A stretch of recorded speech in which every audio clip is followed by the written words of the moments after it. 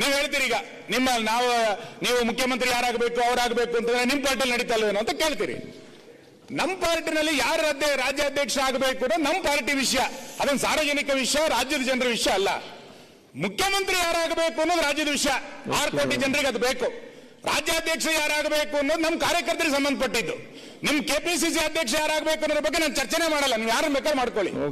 ಆದ್ರೆ ಮುಖ್ಯಮಂತ್ರಿ ಯಾರಾಗಬೇಕು, ಮುಂದಿನ ಬಜೆಟ್ ನಂತರ ಯಾರು ಮುಖ್ಯಮಂತ್ರಿ? ಪರಮೇಶ್ವರ್ ಒಂದೊಂದ್ಸರಿ ಹೇಳ್ತಾರೆ ನಾನು ಡೆಲ್ಲಿಗೆ ಹೋಗಿ ಬಂದ ನಂತರ ನಾನು ಆಗ್ತೀನಿ ಅಂತ, ಅವರೆಲ್ಲ ಒಂದ್ ಕಡೆ ಕುತೂಹಲ ಇದೆ. ಡಿ ಕೆ ಶಿವಕುಮಾರ್ ನಾನು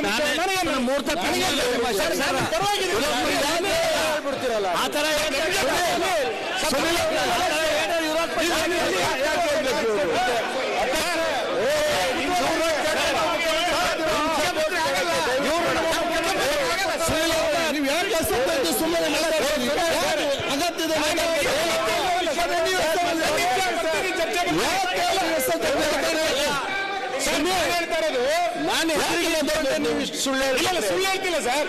ನೀವು ಮುಖ್ಯಮಂತ್ರಿ ಆದ್ರೆ ನಾನು ಖುಷಿ ಪಡ್ತೀನಿ. ಆದ್ರೆ ನಿಮ್ಗೆ ಹೊಗಳಿದ್ರು ಯಾಕೆ ಅಧ್ಯಕ್ಷ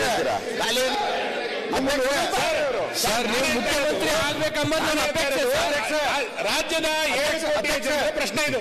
ರಾಜ್ಯದ ಮುಖ್ಯಮಂತ್ರಿ ಯಾರಾಗ್ತಾರೆ, ಯಾರಾಗಬೇಕು? ಅಧ್ಯಕ್ಷ ಒಂದು ಕಡೆ ಶಾಸಕರುಗಳು ತಪ್ಪಾಗಿ ಯಾವುದೇ ಕಾರಣಕ್ಕೆ ಮುಖ್ಯಮಂತ್ರಿ ಆಗೇ ಆಗ್ತಾರೆ ಅಂತ ಹೇಳ್ತಾರೆ. ಅಧ್ಯಕ್ಷ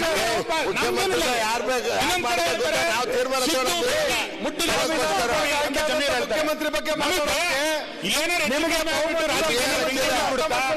ಏನು ಅಂದ್ರೆ ನಿಮ್ ಬಯಸರಾಗಿದೆ. ರಾಜ್ಯದ ಜನರಿಗೆ ನೀವು ಹೇಳ್ತೀರಿ ಈಗ ನೀವು ಮುಖ್ಯಮಂತ್ರಿ ಯಾರಾಗಬೇಕು ಅವರಾಗಬೇಕು ಅಂತಂದ್ರೆ ನಿಮ್ಮ ಪಾರ್ಟಿಯಲ್ಲಿ ನಡೀತಾ ಇಲ್ವೇನೋ ಅಂತ ಕೇಳ್ತೀರಿ. ನಮ್ಮ ಪಾರ್ಟಿನಲ್ಲಿ ಯಾರು ರಾಜ್ಯಾಧ್ಯಕ್ಷ ಆಗಬೇಕು ಅನ್ನೋದು ನಮ್ಮ ಪಾರ್ಟಿ ವಿಷಯ, ಅದೊಂದು ಸಾರ್ವಜನಿಕ ವಿಷಯ, ರಾಜ್ಯದ ಜನರ ವಿಷಯ ಅಲ್ಲ. ಮುಖ್ಯಮಂತ್ರಿ ಯಾರಾಗಬೇಕು ಅನ್ನೋದು ರಾಜ್ಯದ ವಿಷಯ, 6 ಕೋಟಿ ಜನರಿಗೆ ಅದು ಬೇಕು. ರಾಜ್ಯಾಧ್ಯಕ್ಷ ಯಾರಾಗಬೇಕು ಅನ್ನೋದು ನಮ್ಮ ಕಾರ್ಯಕರ್ತರಿಗೆ ಸಂಬಂಧಪಟ್ಟಿದ್ದು. ನಿಮ್ ಕೆಪಿಸಿಸಿ ಅಧ್ಯಕ್ಷ ಯಾರಾಗಬೇಕು ಅನ್ನೋದ್ರ ಬಗ್ಗೆ ನಾನು ಚರ್ಚೆನೆ ಮಾಡಲ್ಲ, ನೀವು ಯಾರು ಬೇಕಾದ್ರೂ ಮಾಡ್ಕೊಳ್ಳಿ. ಆದ್ರೆ ಮುಖ್ಯಮಂತ್ರಿ ಯಾರಾಗಬೇಕು, ಮುಂದಿನ ಬಜೆಟ್ ನಂತರ ಯಾರು ಮುಖ್ಯಮಂತ್ರಿ? ಪರಮೇಶ್ವರ್ ಒಂದೊಂದ್ಸರಿ ಹೇಳ್ತಾರೆ ನಾನು ಡೆಲ್ಲಿಗೆ ಹೋಗಿ ಬಂದ ನಂತರ ನಾನು ಆಗ್ತೀನಿ ಅಂತ, ಅವರೆಲ್ಲ ಒಂದ್ ಕಡೆ ಕುತೂಹಲ ಇದೆ. ಡಿ ಕೆ ಶಿವಕುಮಾರ್ ನಾನು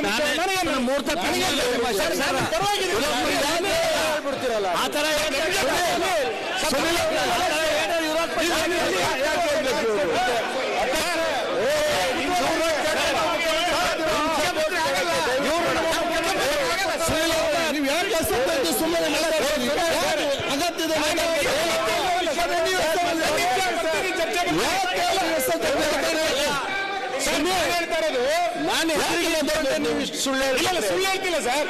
ನೀವು ಮುಖ್ಯಮಂತ್ರಿ ಆದ್ರೆ ನಾನು ಖುಷಿ ಪಡ್ತೀನಿ. ಆದ್ರೆ ನಿಮ್ಗೆ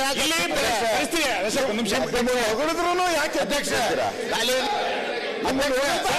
ಸರ್, ನೀವು ಮುಖ್ಯಮಂತ್ರಿ ಆಗ್ಬೇಕಂಬ ರಾಜ್ಯದ 7 ಕೋಟಿ ಜನರ ಪ್ರಶ್ನೆ ಇದು. ರಾಜ್ಯದ ಮುಖ್ಯಮಂತ್ರಿ ಯಾರಾಗ್ತಾರೆ, ಯಾರಾಗಬೇಕು? ಅಧ್ಯಕ್ಷ ಒಂದು ಕಡೆ ಶಾಸಕರುಗಳು ತಪ್ಪಾಗಿ ಯಾವುದೇ ಕಾರಣಕ್ಕೆ ಮುಖ್ಯಮಂತ್ರಿ ಆಗೇ ಆಗ್ತಾರೆ ಅಂತ ಹೇಳ್ತಾರೆ. ಅಧ್ಯಕ್ಷ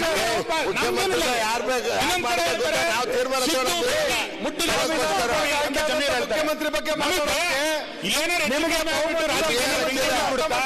ಏನು ಅಂದ್ರೆ ನಿಮ್ ಬಯಸರಾಗಿದೆ.